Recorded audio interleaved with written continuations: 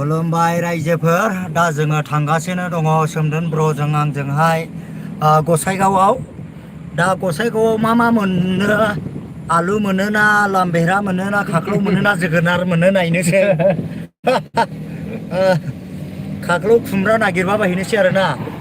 गसाइगावआव दा जोङो थांगासिनो दङ रायजो राजानिसिम बेखौनो खावलायनाय आरो मोनसे खोथा दै जोङो जोंनि माखासे इउटुबारफोर जुदि जोंखौहाय लोगो हमनो गोसो दङब्ला लोगो हमनो हागोन गसाइगावसिमाव गाबोन ना माब्रै ब्र' गसाइगाव सराइबिल कुसुगाव औ सराइबिल कुसुगाव ओमफ्राय रायमना मथामबिल जोंखौ लोगो लानो हागोन आरोना थांगासिनो दं थेवबो जोंबो फिसाखा अब्लाबो लोगो हमलायनोसै आरोना जयै इन्टारेस्ट जानायनि ना मा होनो ब्र' गोसो दङब्ला बुंनानै लाखा नायनि जाहैबाय आरोना गोसो दंब्ला बुंनानै लाखा नायनि जाहैबाय आरो दा जोङो थांगासिनो दं आंनि खाथियावनो माने जोबोर गिदिर सासे इउटुबार सोमदोन ब्र' माने अब्लाबो जोंनि थाखाय देरसिन जाहैबाय माने जोंथ' फिसा माने सेरसेयावहाय बिथाङा सेरसेब्ला जों 100 ग्राम आरोना दासान्दि बेबायदि आरो ओमफ्राय लोगोफोर दायो जोङो बेयावनो दंथ'यो दा जों बरथला मोनबाय आरो नै बा बरथलानिफ्राय जोङो दायो गसाइगाव थांनाय जासिगोन नै दा गारिया फुरा रानिंआव दङ ओमफ्राय दा गारिया एकदम 40 स्पिडनाव दं आरो नै 40 स्पिडआव गारिया ओमफ्राय दा जोङो थांनाय जासिगोन दा बियो जाहैबाय नै बरथला थांगासिनो दं आरोना लोगोफोर नै खाथियावनो फिलफिलि गारि मोननाय नै फिलफिलि दा जोङो थांगासिनो आरोना जायफ्रा लोगोआव थानो गोसो नोंथांमोना नेनानै थाब्लानो जाबाय दा जोङो सोमदोन ब्र'जों आंजों थांगासिनो दं नै सोमदोन बरगयारि बिराद जोंनि आसामाव पपुलार माने सासे इउटुबार आरो एसे बारा बुंबाय ना नंगौ बारा बुङाखै ब्र'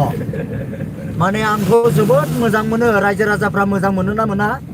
आं माने बिथांखौ जोबोद मोजां मोनो आरो गोसो गोरबोजों खुलुमबाय रायजोफोर औ माने बेबायदि आरोना दा जों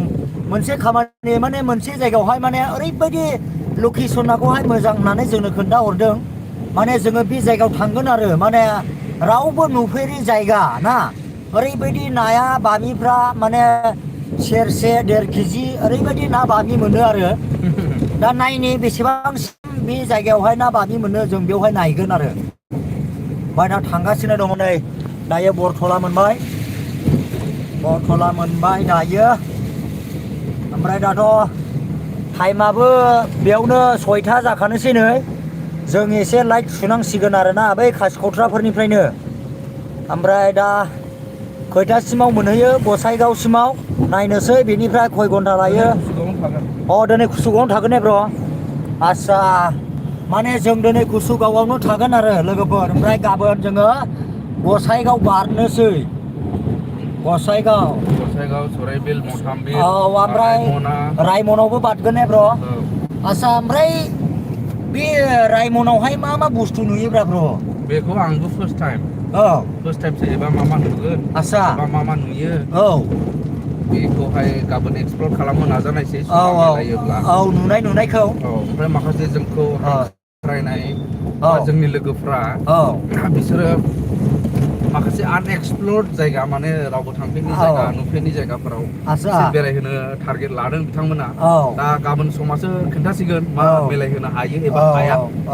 बे आरो ओमफ्राय दा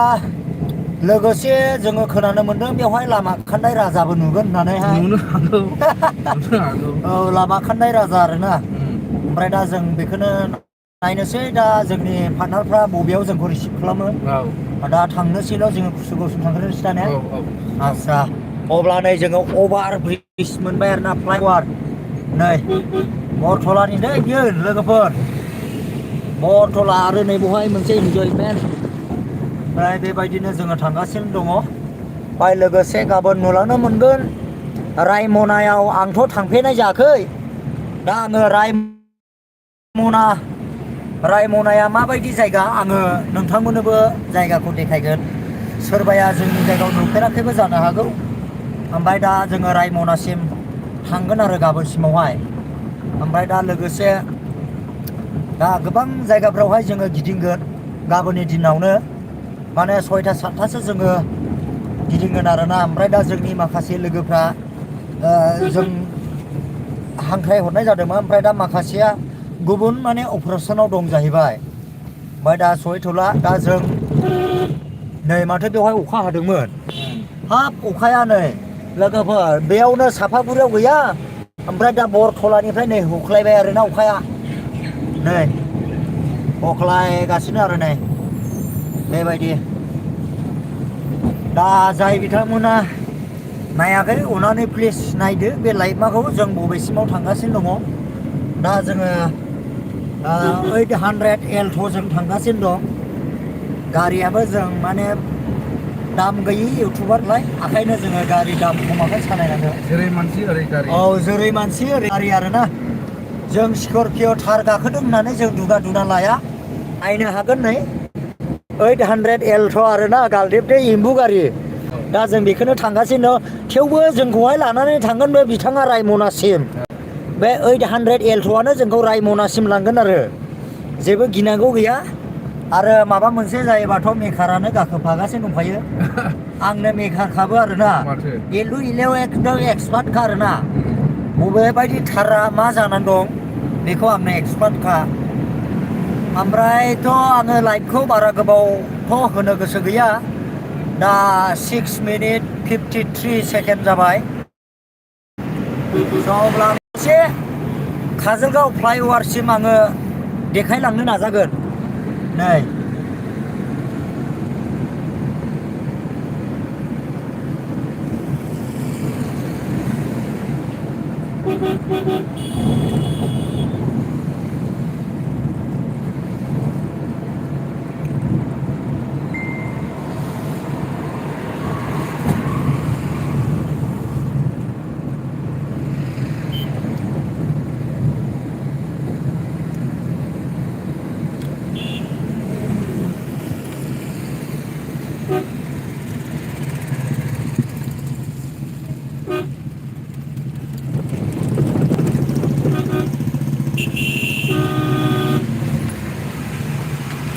माथो सोजाखो गारियालाय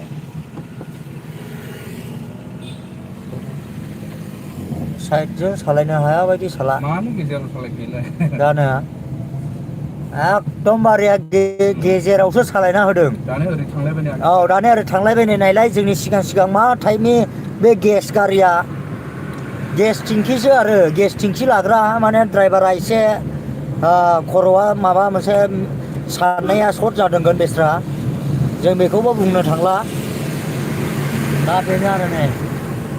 माने ओरैबायदि खर' गाज्रि ड्राइभारफोर दं आरो नै काजलगाव मोनबाय दायो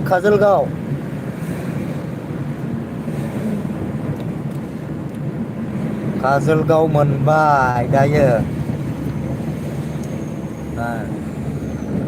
काजलगाव आरोना बेनो नै औवा गारि मोनसे मोनबाय दै औवा गारि नै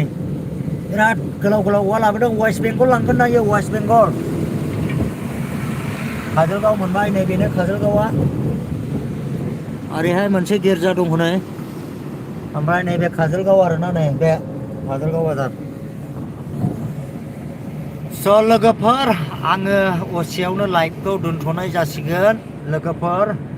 थाबैनो लोगो मोनगोन मिनिया बर' इउटुब चेनेलाव नोंथांमोना नुनो मोनगोन गसाइगावनि माखासे नुफेरि नाफोरखौ नुगोन आरो बाय